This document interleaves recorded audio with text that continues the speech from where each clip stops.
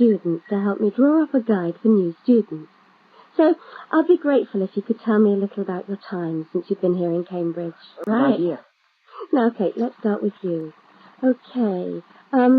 This is your second semester, isn't it? Could you tell us something about your first impressions of the town when you arrived? Yeah. Well, first of all, I was struck by how quiet it is here in the evening. Yeah, I suppose Cambridge is a quiet place. Where did you live when you first arrived? Well, I went straight into student accommodation. It was a kind of student hostel. Ah, right. So, you didn't have to worry about doing your own cooking or anything like that? No, but sometimes I wished I had. The food at the hostel was awful. Oh, dear. But how were the other students? To be honest, I haven't managed to make many friends, even though the place is full. People seem to keep to themselves. They're not really very friendly. Oh, I'm sorry to hear that. Well, what about the actual course? You're studying, I'm doing a master's coursework in environmental studies. Oh, right. And how are you finding that? Yeah, well, it's been pretty good, really. I've enjoyed the course, but I feel there hasn't been enough contact with the lecturers. Oh. They all seem to be incredibly busy. The only chance I've really had to talk to them is on the field trip. Well, that's no good. Could anything be done to improve the course, in your opinion? Well, I think it would be helpful to have meetings with lecturers on the course. Say, once a fortnight, something like that. Regular meetings. Yes, that could certainly help.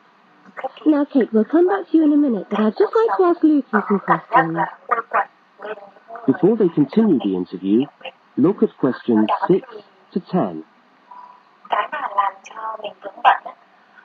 As you listen to the rest of the interview, complete the notes.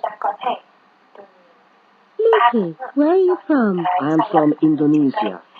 And how did you find Cambridge when you first arrived? Well, I like it here. I think the city is very beautiful. What about your accommodation? Was that okay? Yes, okay. At first, I stayed with a family for 3 months. They were very kind to me, but they had 3 young children, and I found it difficult to study. Right, I see. So after 3 months, I moved out, and now I live with 2 other students in a student house. It's much cheaper, and we like it there. Good. And what about your studies? What are you studying? I'm doing a Bachelor of Computing. Computing, I see. Apart from the language difficulties, if you can separate them, how have you found the... Okay, but... Yes, go on. Well, the main difficulty for me is getting time on the computers in the computer room. It's always busy, and this makes it very hard to do my practical work. Yes, I'm sure it would. Can you reserve time in the computer room? No, you can't. But it would certainly help if we could reserve computer time. Yes, I'll look into that and see if something can't be done to improve things over there. Now, let's go back to Kate. Không còn suy nghĩ cuộc sống nó quá là thơ mộng, nó quá là lạc quan như là những năm tháng của tuổi 20. Và có thể nói là trước đây khi mà mình còn trẻ thì cái tính cách của mình nó khá là bay bổng. Last week, the Chinese embassy in India issued an advisory to the Indian media asking it to follow the government of India's position on the Taiwan question and not violate the One China policy. The advisory came in the run-up to Taiwan's National Day on Saturday. This legitimately sparked outrage among Indian journalists. It also prompted the Ministry of External Affairs to say that the Indian media is free and reports on issues as it sees fit. This was then followed with the appearance of posters greeting Taiwan in Delhi's key diplomatic enclave put up by a local Delhi leader of the Bharatiya Janata Party, BJP. With the embassy complaining, they were taken down, but only because they weren't authorized. The episode reflects the undemocratic orientation of the Chinese embassy, much in line with the nature of the one-party regime in China. India is a proud democracy. It has a free and vibrant media. There is a healthy foreign policy debate conducted out in the open. Beijing's actions in recent years and its military aggression in Ladakh have antagonized the Indian street. There is today a strong view that India must speak up against Chinese efforts to institute its hegemony. The media will, as it must, give space to these views. The government will, as it must, respect diplomatic norms. In fact, many would suggest that it has too cautious in its approach to Chinese sensitivities, but the media is within its right to flag issues and expand the foreign policy discourse. China should not think it can do in India what it does in its own country and suppress the media. If it wants goodwill among Indians, it should instead reform its behavior.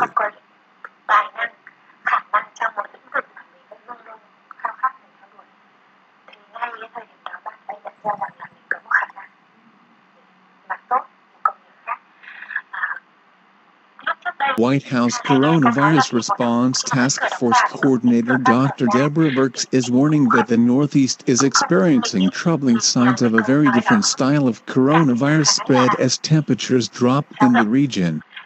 Birx said Thursday that fall's cooler weather in the region has led to coronavirus spreading faster within small gatherings of families and social groups than in schools and workplaces where people are following precautions.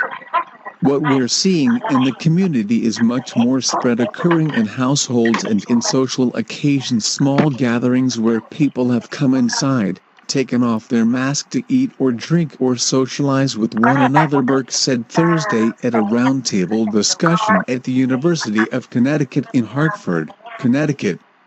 It's a similar type of spread pattern that was seen in southern states over the summer when people flocked to air-conditioned indoor areas to escape heat and humidity, she said, according to ABC News.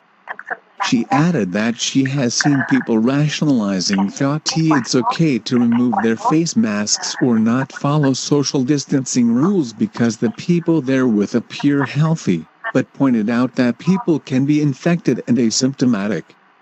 Birx noted that the new increase in coronavirus cases in Connecticut is really a message to the state that the kind of spread that we're seeing now is very different from the spread we experienced in March and April.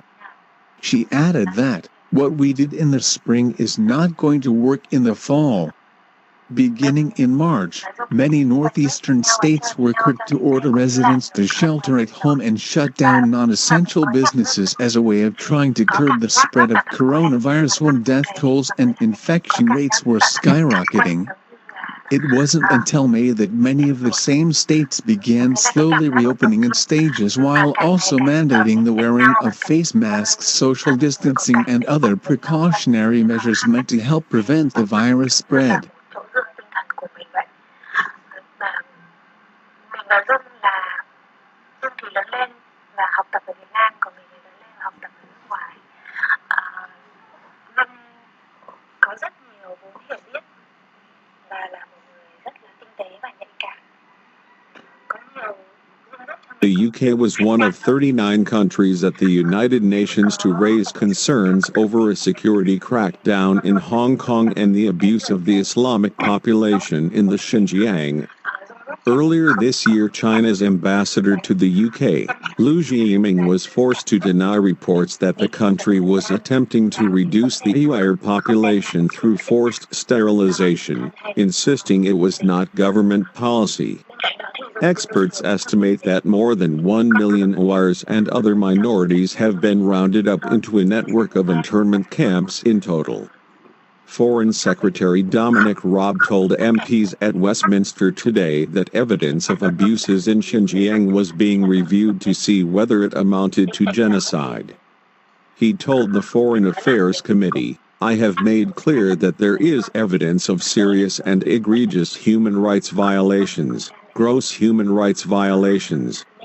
But to be classed as genocide," Mr. Raab, a former war crimes lawyer, said it had to be proved that the deliberate intention was the destruction of a minority group. Certainly. I think the more that we see of that evidence, and I think the more the international community addresses its mind to it, the more I think we do need to look very carefully at what action we take, Mr. Robb said. I think the concerns of what's happening to the Ielts, the detention, the mistreatment, the forced sterilization, is something that we can't just turn away from. Asked by Tory MP Alicia Kearns whether a boycott of the 2022 Games would send a strong signal to the Beijing government, Mr. Robb said, "Generally speaking, my instinct is to separate sport from diplomacy and politics. But there comes a point where that may not be possible. I would say let's gather the evidence, let's work with our international partners, let's consider in the round what further action we need to take." Committee Chairman Tom Chugendit asked whether the government would be encouraging the Duke of Cambridge to attend the 2022 Games.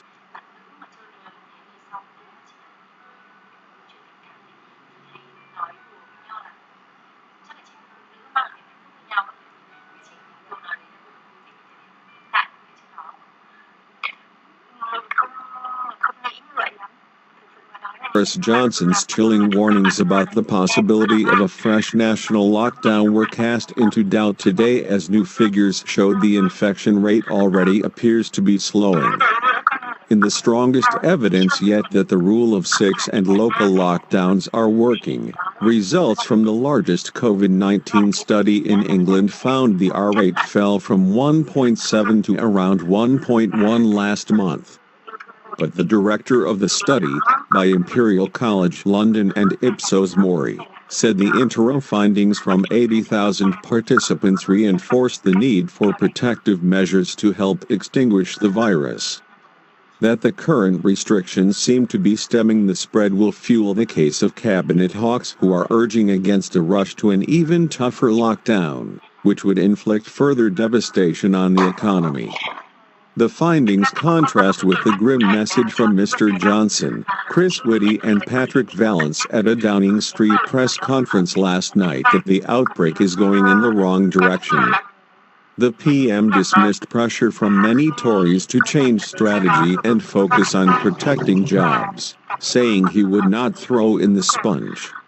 Critics have argued that the recent suite of measures, including local lockdowns and national restrictions such as 10 p.m. curfews on pubs, are ineffective but are laying waste to businesses and infringing civil liberties. There has been increasing anxiety, including in cabinet, about following the ultra-cautious approach from Professor Whitty and Sir Patrick.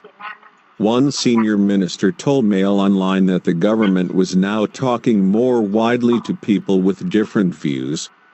While the rate of infection appears to be falling, the study, commissioned by the Department of Health, found that of the volunteers tested between September 18th to 26th, 1 in 200 people had coronavirus.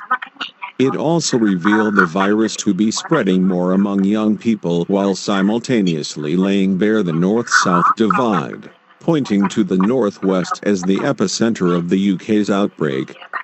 Health Secretary Matt Hancock announced a new lockdown for Merseyside this morning, with households banned from mixing indoors as has happened in the northeast. But he told the Commons, "The study published today shows us hope that we can crack this." Professor Paul Elliott, director of the program at Imperial from the School of Public Health, said while our latest findings show some early evidence that the growth of new cases may have slowed, suggesting efforts to control the infection are working, the prevalence of infection is the highest that we have recorded to date. This reinforces the need for protective measures to limit the spread of the disease and the public's adherence to these, which will be vital to minimize further significant illness and loss of life from COVID-19.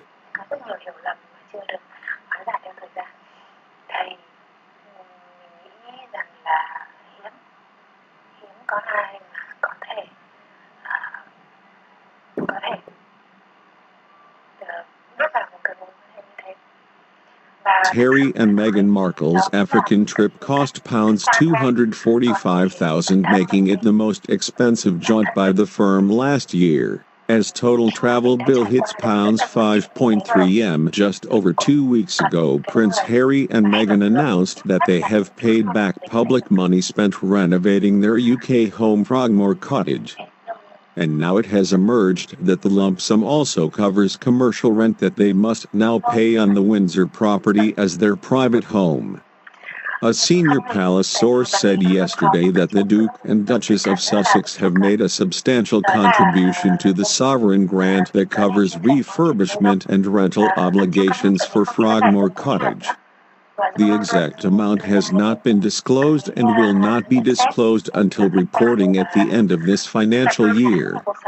But the lump sum exceeds the £2.4 million cited so far as public expenditure on the cottage and means that their rental on the property is covered for an unspecified period of time.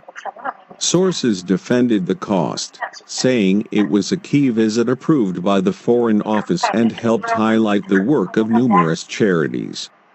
Harry and Meghan's last official tour as members of the royal family cost British taxpayers almost £250,000, official accounts revealed today.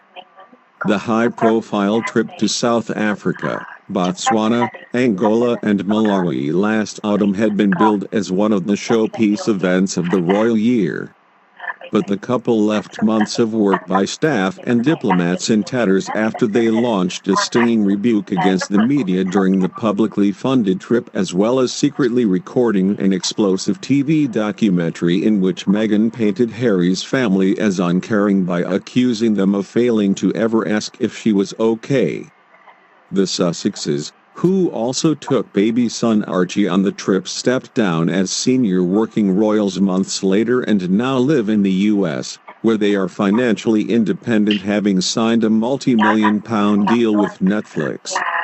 Royal accounts published today show £245,643 was spent on scheduled flights and a private jet for the couple and their entourage, making it the most expensive royal trip of the year. The Duke and Duchess of Sussex undertook over 20 engagements, bringing attention to a number of worthwhile causes, in particular, raising awareness of the work and the legacy of the Halo Trust, an anti-landmine charity championed by Princess Diana, the source said. The visit, as an official visit funded by the government, fulfilled the objectives that were set out for it. A further £210,345 was spent by royal officials on a private charter plane to take Prince Charles to Oman to pay official respects after the death of the king. The trip lasted just 2 days. The Duke and Duchess of Cambridge's tour to Pakistan last year was the third most expensive of the year, costing £117,116. But was considered a huge success by ministers. Questions have also been raised about the £15,848 spent to flying beleaguered Prince Andrew by private jet to the Royal Portrush Golf Club in Northern Ireland for a 2-day trip to the Open Championship last July. The club later dumped him as patron following his disastrous television interview in November. A palace source defended Andrew's use of a charter instead of a scheduled flight, saying, "In this particular case we concluded that, actually, the use of charter was the only way to get him to complete his engagements to fit in with his other programs." Even diligent Princess Anne found herself under the spotlight for spending £16,440 on another private jet to take her from London to Rome and back to watch her beloved Scotland play in the Six Nations Rugby International against Italy. She is patron of Scottish Rugby Union. The total bill for royal travel in 2019/2020 was £5.3 million. A 15.2% increase on last year's £4.6 million, according to the palace's annual report and accounts, published today. Anti-monarchist campaign group Republic said the figures failed to reflect the true annual cost of the monarchy, which it puts at £345 million by taking account of lost revenues from the royal estates, policing and the cost to other authorities such as local councils. Spokesman Graham Smith said, "These figures don't disclose the daily abuse of money on shorter trips around the country, taking helicopters when they could go by car, driving when they could go by train. A 15% increase in travel costs when hospitals can't deliver the very best care to every person in need, when teachers are struggling to pay for the necessary books and equipment and the police are stretched to breaking point, is scandalous. Why is the government paying for Prince Andrew to go to golfing tournaments, or Princess Anne to attend a rugby match in Italy? This is an abuse of public money far worse than the MPS expenses scandal, and it has to stop." Buckingham Palace also confirmed yesterday that the Duke and Duchess of Sussex have paid an undisclosed sum upfront for the rental and refurbishment of Frogmore Cottage. Critics had called for Harry and Meghan to pay back the £2.4 million of taxpayers' money spent renovating their Windsor property, which they have decided to keep on as a permanent base in the UK despite buying an £11 million mansion in California. The accounts also revealed that the pot from which Prince Charles draws money for the Cambridges and Sussexes swelled to £5.6 million. Up £556,000 on last year.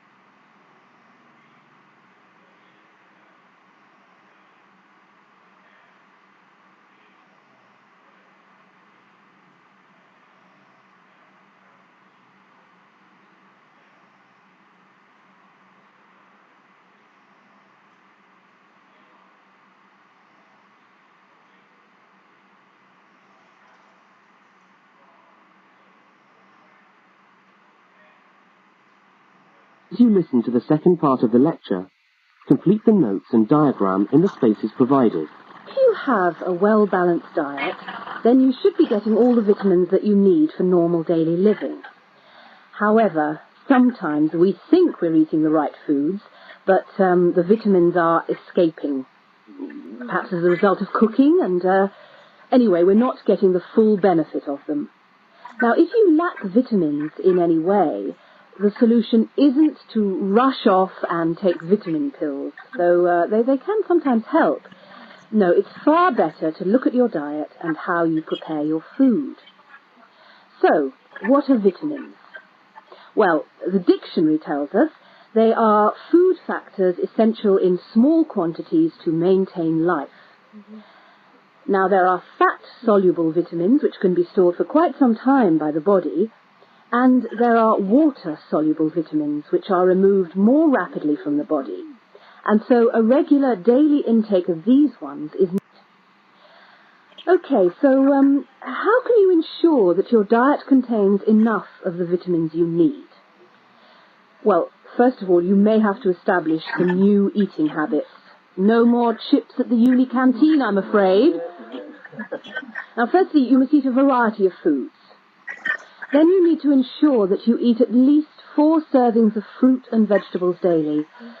Now, you'll need to shop 2 or 3 times a week to make sure that they're fresh, and store your vegetables in the fridge or in a cool, dark place. Now, let's just refresh our memories by looking at the healthy diet pyramid. Okay, can you all see that? Good. Well, now, as you see, we've got 3 levels to our pyramid. At the top, in the smallest area, are the things which we should really be trying to avoid as much as possible. Things like, sugar, salt, butter, all that sort of thing. Next, on the middle of our pyramid, we find the things that we can eat in moderation. Not too much, though. And that's where we find milk, lean meat, fish, nuts, eggs. And then at the bottom of the pyramid are the things that you can eat lots of, because they're the things that are really good for you. Here we have bread, vegetables, and fruit. So, don't lose sight of your healthy diet pyramid when you do your shopping. As you listen to the second part of the lecture, complete the notes and diagram in the spaces provided. If you have a well-balanced diet, then you should be getting all the vitamins that you need for normal daily living. However, sometimes we think we're eating the right foods, but the vitamins are escaping, perhaps as a result of cooking, and anyway, we're not getting the full benefit of them. Now, if you lack vitamins in any way, the solution isn't to rush off and take vitamin pills, though they can sometimes help. No, it's far better to look at your diet and how you prepare your food. So, what are vitamins? Well, the dictionary tells us they are food factors essential in small quantities to maintain life. Now, there are fat-soluble vitamins which can be stored for quite some time by the body, and there are water-soluble vitamins which are removed more rapidly from the body. And so a regular daily intake of these ones is... Okay, so how can you ensure that your diet contains enough of the vitamins you need? Well, first of all, you may have to establish some new eating habits. No more chips at the uni canteen, I'm afraid. Now, firstly, you must eat a variety of foods. Then you need to ensure that you eat at least 4 servings of fruit and vegetables daily. Now, you'll need to shop 2 or 3 times a week to make sure that they're fresh, and store your vegetables in the fridge or in a cool, dark place. Now, let's just refresh our memories by looking at the healthy diet pyramid. Okay, can you all see that? Good. Well, now, as you see, we've got 3 levels to our pyramid. At the top, in the smallest area, are the things which we should really be trying to avoid as much as possible. Things like, yes, sugar, salt, butter, all that sort of thing. Next, on the middle of our pyramid, we find the things that we can eat in moderation. Not too much, though. And that's where we find milk, lean meat, fish, nuts, eggs. And then at the bottom of the pyramid are the things that you can eat lots of, because they're the things that are really good for you. Here we have bread, vegetables, and fruit. So, don't lose sight of your healthy diet pyramid when you do your shopping.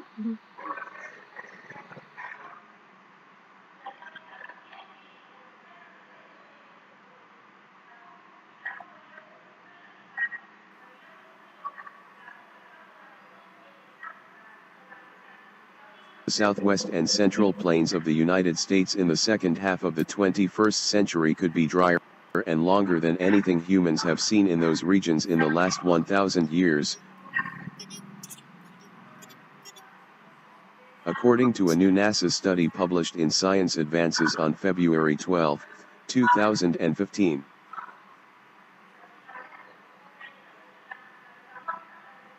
The research found continued increases in human-produced greenhouse gas emissions drives up the risk of severe droughts in these regions.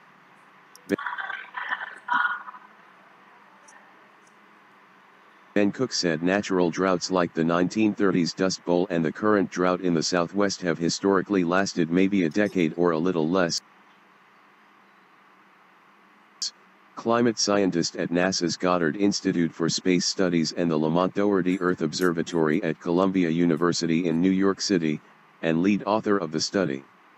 What these results are saying is we're going to get a drought similar to those events, but it is probably going to last at least 30 to 35 years. A drought lasting more than 3 decades is 12%. If greenhouse gas emissions stop increasing in the mid-21st century, as in a climate scenario called RCP 4.5, Cook and his colleagues project the likelihood of megadrought to reach more than 60%.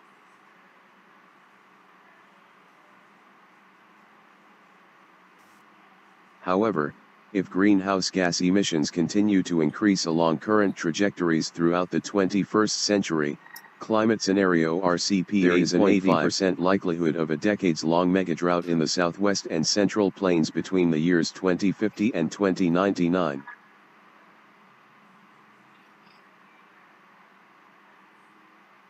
The scientists analyzed a drought severity index and 2 soil moisture data sets from 17 climate models that were run for both emission scenarios.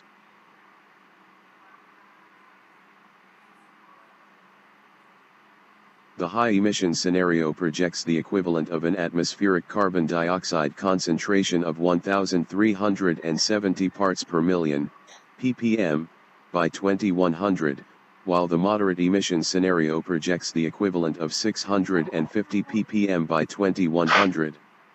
Currently, the atmosphere contains 400 ppm of CO2.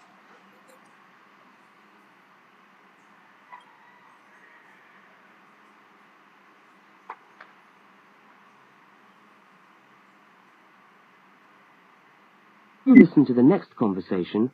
Complete the application form in the space. Good morning. Can I help you? Yes, I was told to come over here to get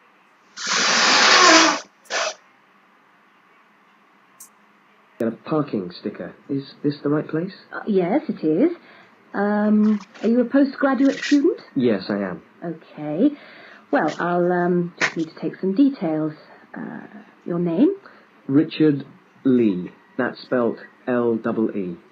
Richard Lee. And the address? Flat 13, 30 Enmore Road. How do you spell Enmore? E-N-M-O-R-E. And that's in the suburb of Newport. N-E-W-P-O-R-T. Mm-hmm. Faculty? I beg your pardon? Which faculty are you in? Oh, architecture, the Faculty of Architecture. Right. And the registration number of your car? Let me see. LXJ50... Oh, no, sorry. I always get that wrong. It's LJX058K. LJX508K? No, 058K. Ah. And what make is the car? It's a Ford. A Ford. Fine. Well, I'll just get you to sign here, and when you've paid the cashier, I'll be able to issue you with a sticker. Right. Where do I pay? Just across the corridor in the cashier's office. Oh, but it's 12:30 now, and they close at 12:15 for lunch. But they open again at 2:15 until 4:30. Oh, they're not open till 2:15. No. When you get your sticker, you must attach it to the front windscreen of your car. I'm afraid it's not valid if you don't have it stuck on the window. Right, I see. Thanks very much. I'll just wait here then. Listen to the guide and complete the notes.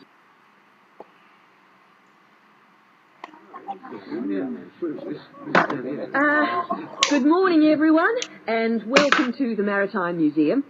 Now, before we commence our tour, I'd just like to tell you a little bit about the history of the museum. As you can see, it's a very modern building, built in the postmodern style, and it was in fact opened by the Prime Minister of Australia in November 1991. It's been designed with a nautical flavour in mind, to remind us of our links with the sea. But the museum isn't only housed in this building. There are a number of historic ships docked outside in the harbour which form part of the museum, and which you are also free to visit. And we'll be coming to them shortly. I'd just like to point out one or two things of general interest while we're here. Handicapped toilets are located on this floor, and the doors are wheelchair. The cloakroom, where you can hang your coat or leave your bags, is just behind us here. The education centre is on the top floor, and there's a good little library in there which you might like to use. Follow the signs to the education centre. You'll see a lot of little green arrows on the wall. The green arrows will take you there. The information desk, marked with the small letter I on your plan, is located right here in the foyer. So if you get separated from your friends, I suggest you make your way back to the information desk because we'll be returning to this spot at the end of the tour. All right? Now, if you look out this window, you should be able to see where the museum's ships are docked. If you want to go on a tour of the old ship, the Vampire, she's docked over there, and you should meet outside on the quay. However, a word of warning. I don't recommend it for the grandmas and grandpas because there are lots of stairs to climb. Right now, let's move on. Oh, I almost forgot to give you the times for that tour. Now, tours of the Vampire run on the hour, every hour, all right? Let's take a walk around the museum now. The first room we're coming to is the theatre. This room is used to screen videos of special interest, and we also use it for lectures. There's a continuous video showing today about the voyages of Captain Cook, so come back here later on if you want to learn more about Captain Cook. Now, we're moving along the gallery known as the Leisure Gallery. This is one of our permanent exhibitions, and here we try to give you an idea of the many different ways in which Australians have enjoyed their time by the sea. Surfing, swimming, life-saving clubs, that's all very much a part of Australian culture. At the end of this section, we'll come to the picture gallery, where we've got a marvellous collection of paintings, all by Australian artists. I think you can buy reproductions of some of these paintings in the museum shop. They're well worth a good look.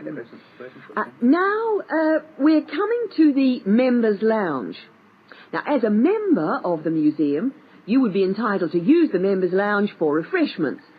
Membership costs $50 a year or $70 for all the family. So it's quite good value because entry to the museum is then free.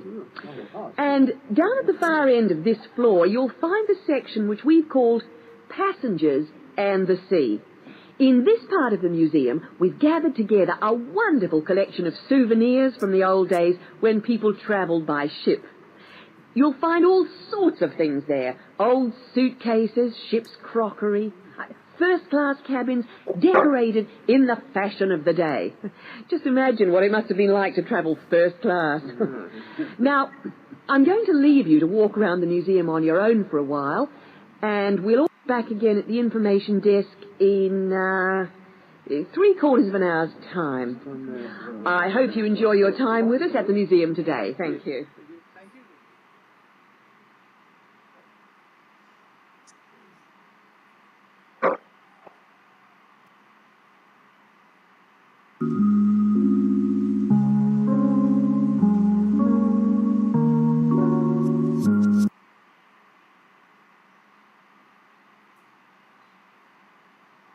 As the conversation continues, complete the notes in the spaces provided. Anything else I can help you with while you're here? Well, yes, actually. Do you know what the course requirements are? I mean, how much work is expected for this course? Well, you have to complete a tutorial paper. What does that involve? Well, it's a piece of work on a given topic based on some set reading texts. You'll have to give a small talk to your tutorial group. How long does that have to be? Oh, about 25 minutes usually. I have to talk for 25 minutes? Yes, that's right. And then you have to write up your piece of work and give it to the lecturer to be marked. Right. And is that all? No. You also have to complete a 3,000-word essay on a topic. Can I choose the topic? Yes, usually you can. Right. That shouldn't be too bad. And in addition to that, there is an exam. An exam? What sort of exam? Well, it's an open book exam.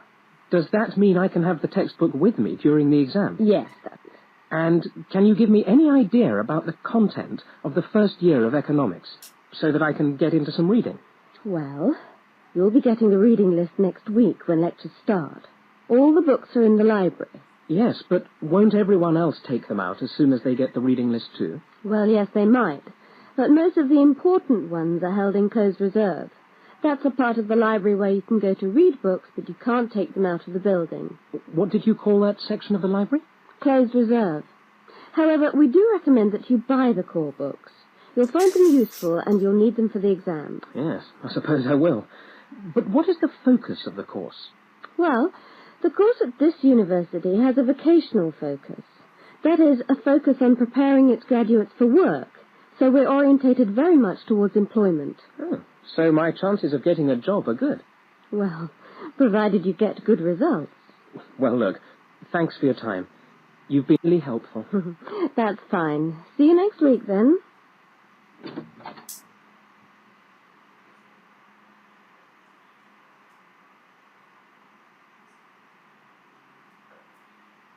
You will hear a talk given by a university lecturer about the structure of the university.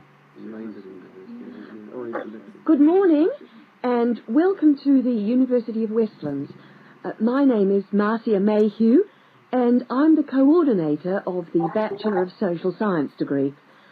This morning, I'd like to tell you about the structure of the university and about some of the requirements of the degree that you're about to enter. The Bachelor of Social Science is in one faculty within the university. That is the faculty where I work, known as Arts and Social Sciences. Here on this campus, we also have the faculties of Architecture, Law, and Science and Technology, among others. It's important to know something about the structure of the faculty because as you go through your course, you may need to call on members of the staff to help you.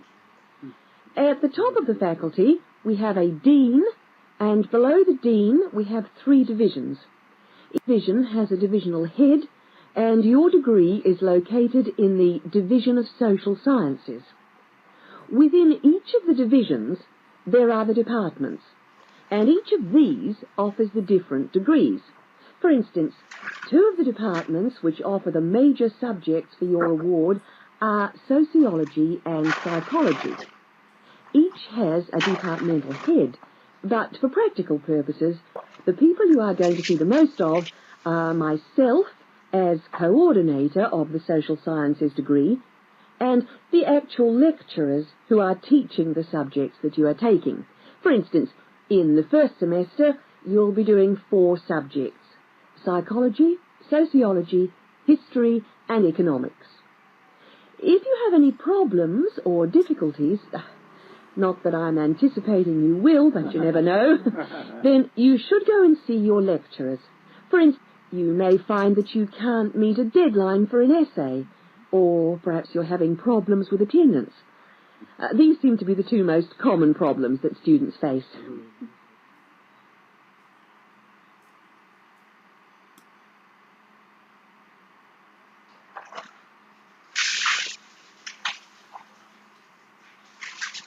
COVID-19 infections clearly started to rise after Super Saturday, according to an analysis of official data that has revealed the number of Britons being diagnosed each day is now 54% higher than it was a week ago as the outbreak continues to grow.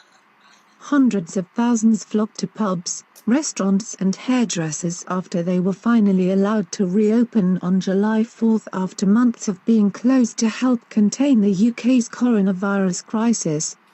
Leading scientists warned it would cause a spike in infections while others insisted it was time the nation learns to live with the virus.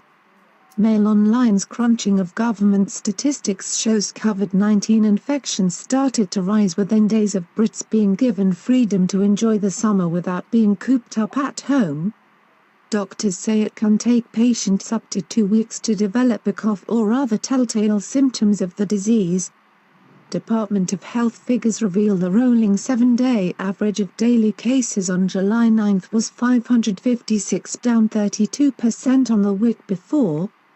But the growth rate had dropped from the -39% the previous day, showing that the outbreak wasn't shrinking as quickly. But it was not just a one-off. Statistics show the rate quickly started to spiral upwards, with July 13, 624 being a 6% jump on the previous week, 590.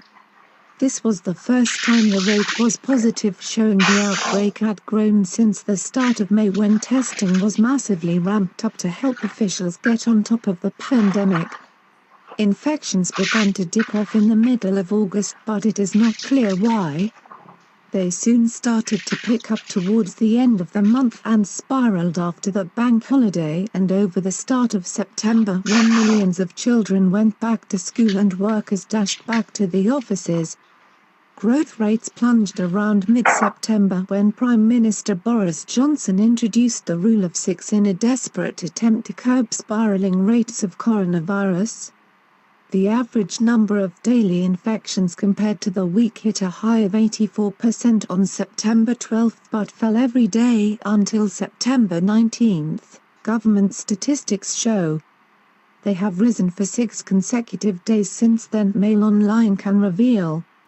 Health chiefs announced another 6,874 cases yesterday, meaning the 7-day rolling average, 5,329, is 54% higher than it was a week ago, 3,466. By contrast, the rate yesterday was 48% higher than it was last Thursday.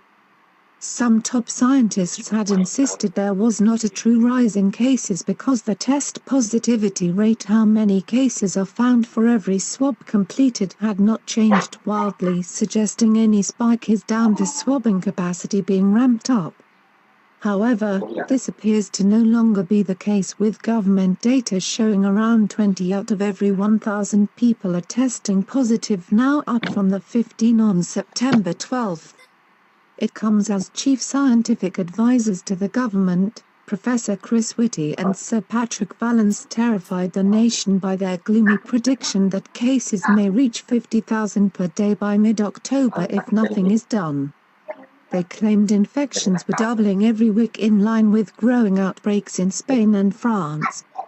But scientists shot down the claims, warning it was based on old data that relied on just a few hundred positive cases. Even Boris Johnson distanced himself from the claims, saying the outbreak could be doubling up to every 20 days. Other figures from NHS Test and Trace also suggest cases had dwindled last week. But the newest statistics, released yesterday, only go up until September 16, meaning any spike in the past week has yet to be confirmed in another government data set. Department of Health figures show the doubling rate of cases is around 2 weeks. Almost 5,000 people are being diagnosed with COVID-19 every day at the moment, up from 2,500 on September 10. But this is based on lab-confirmed infections, and thousands of patients won't ever develop any symptoms. The Office for National Statistics, ONS, which tracks the size of the outbreak by carrying out thousands of random swab tests, estimates cases have risen 60% in a week to 9,600 a day. While King's College London researchers, who are behind a symptom tracking app, say it has doubled over the same time frame to around 16,000. Matt Hancock yesterday suggested the true number of cases occurring each day was in the region of 10,000. And the Health Secretary pointed out that the spike now is nowhere near levels seen during the darkest days of the crisis in March and April, when 100,000 people were getting infected every 24 hours. Yesterday, a record high daily cases of 6,874 cases were diagnosed, a huge rise compared to last Friday when 4,322 people were diagnosed with the disease. But millions of Brits went undiagnosed during the first wave of the pandemic due to the government's lackluster testing regime, so it is impossible to accurately compare numbers now to those in March and April. Top experts say more than 100,000 people were actually catching the virus every day during the darkest days of the first wave. Now, estimates range between 9,600 ons and even 18,000. The latter estimate was suggested by Dr. Julian Tang, a respiratory disease expert at the University of Leicester, who claimed the actual number of cases occurring each day in England now may be 3 times greater than what official figures show because of how common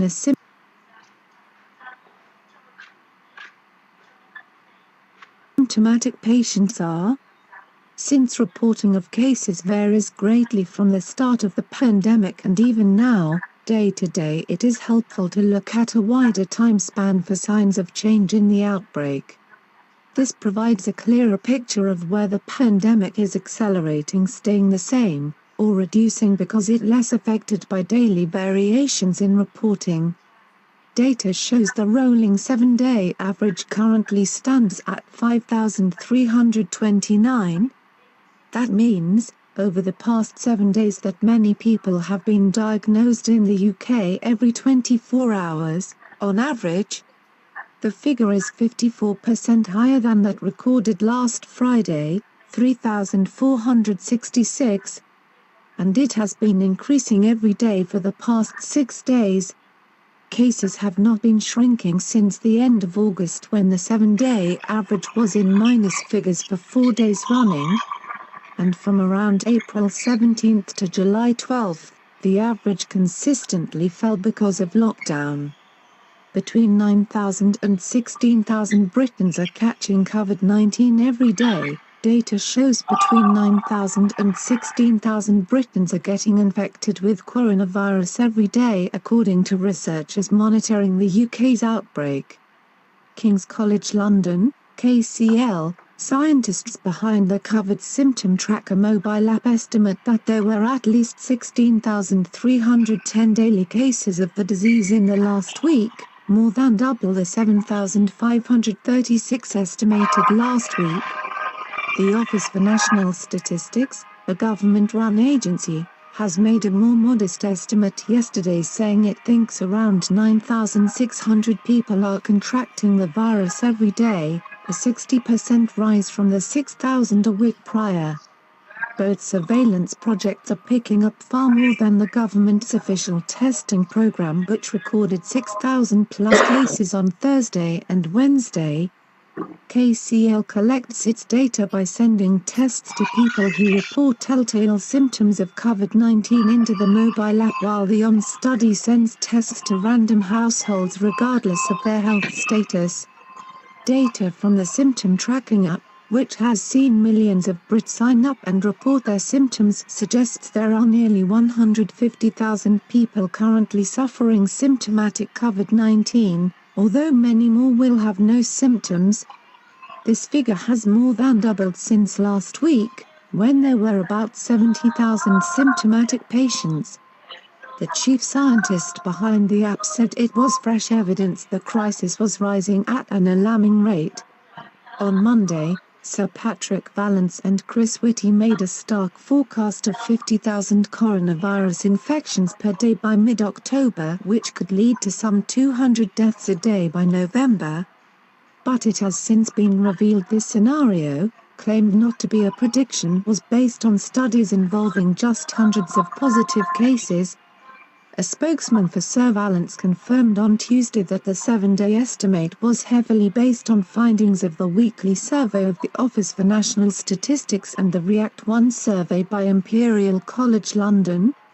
The studies test a random sample of 100,000 people, but, as the virus is circulating at low levels, they have to base their predictions off only a few hundred positive cases. In the last React-1 study on September 7, they spotted 136 coronavirus cases out of 153,000 people sampled. The low number led them to predict that infections could double every 7 days. This doubling every 7 days was used by the government's top scientists to reach a scenario in which 50,000 cases a day were being diagnosed in October. The government admitted it used these surveys as opposed to actual testing data because it was worried that the figures lagged behind the spread of the disease. Even the Prime Minister appeared to undermine the pair on Tuesday when he admitted cases in the UK could be taking as long as 20 days to double in number. The same day the terrifying predictions were lambasted as implausible by scientists, Mr. Johnson stood in front of the House of Commons to unveil a wave of new measures designed to stop the spread of the disease, including making the army available to help police enforce stringent new coronavirus rules such as a 10 p.m. curfew on pubs and restaurants. figures based on diagnosed cases alone suggest the outbreak is doubling every 14 days, rising from an average of 2,527 infections a day on September 10 to 4,964 yesterday. Meanwhile, the growth rate suggests cases are doubling between every 10 to 20 days.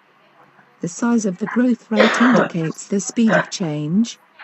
Yesterday, the Scientific Advisory Group for Emergencies, SAGE, reported the growth rate was growing by between 4 and 8% each day, up from the 2 to 7% they reported last week.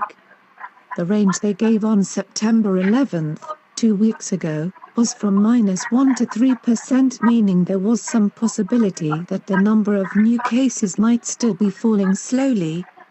Professor Kevin McConway, a statistician at the Open University, said, a 4% daily growth rate corresponds to a 32% weekly growth rate. And it corresponds to a time of about 18 days for the number of infections to double.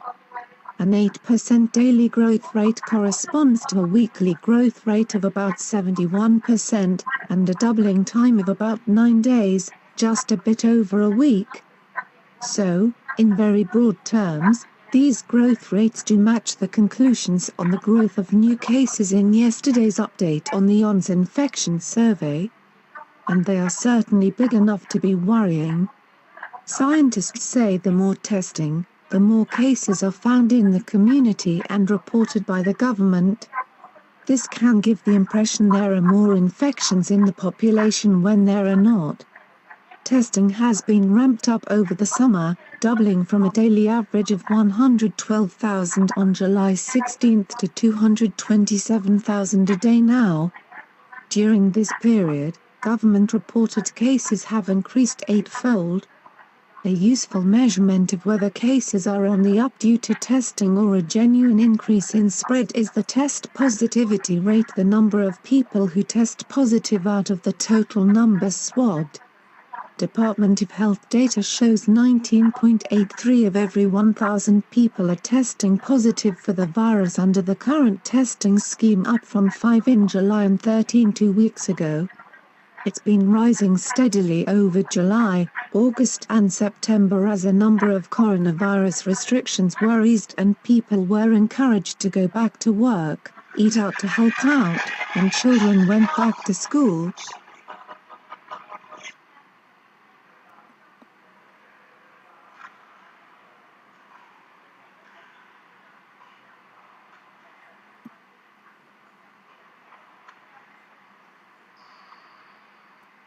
Boris Johnson and his top 2 scientific advisors tonight wheeled out a set of striking statistics laying bare Britain's COVID-19 divide between the North and the South, as the Prime Minister warned of a second, more costly lockdown unless the outbreak tails off. In a rallying cry urging Britons to keep fighting the disease to protect the NHS and save lives, Mr. Johnson insisted the country knows how to drive down the virus because we did it before. And in warning the UK had reached a critical moment, he vowed not to throw in the sponge and pledged to bring in tougher measures if needed. And in a defiant message to Tory hawks desperate to reopen the economy faster, the PM insisted that letting the virus take its course in a Sweden-style approach risked overwhelming the NHS and causing thousands more deaths. He also warned it was too early to judge whether the rule of 6 and 10 p.m. curfew were working. Top experts have repeatedly warned that Britain needs to learn to live with COVID-19 because it will be with us for generations. Businesses fear tougher measures similar to ones imposed in the first draconian lockdown would cripple the economy even further. Mr. Johnson addressed the nation alongside Professor Chris Whitty and Sir Patrick Vallance despite coming under intense pressure. Drop scientists from such briefings amid complaints they are being used as propaganda to back up increasingly draconian restrictions. The trio presented maps that starkly expose the North-South coronavirus divide. And official data show shows that the average number of positive tests each day is at least twice as high in northwest England as in any other region, and that Scotland's cases are 14 times higher than they were at the beginning of August, outpacing England's outbreak. Oh.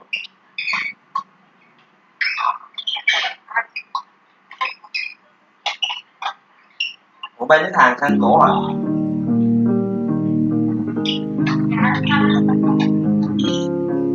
Complete the notes in the spaces provided.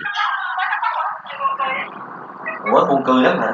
The Prime Minister has pledged today that he will make $250 million available to help the drought-stricken farmers who have not seen rain for years get through the next 5 years. Money that was to have been spent on the restructuring of Sydney's road system has been reallocated to what the Prime Minister described as a more worthy cause. Farmers are to receive financial assistance to help see them through the worst drought in over 50 years. Many farmers feel that while the money is welcome, it has come too late to save them and their farms from financial ruin, and are angry that the government did not act sooner. A group of school children who were travelling in a privately chartered aeroplane from Sydney to Queensland to take part in a musical concert found themselves swimming for the shore when their aeroplane had to land in the sea just 3 minutes after taking off from Sydney Airport. The pilot managed to bring the aircraft and its passengers down safely in the calm waters of Botany Bay, where boats and pleasure craft were able to come to the rescue of the boys. The fact that it was a weekend meant that there were hundreds of boats in the bay enjoying the good weather, and this undoubtedly helped the rescue operation. "We owe our lives to the skill of the pilot," said one of the boys, but the pilot replied modestly that it was all part of a day's work. However, all their musical instruments were lost, and they never got to play at the concert.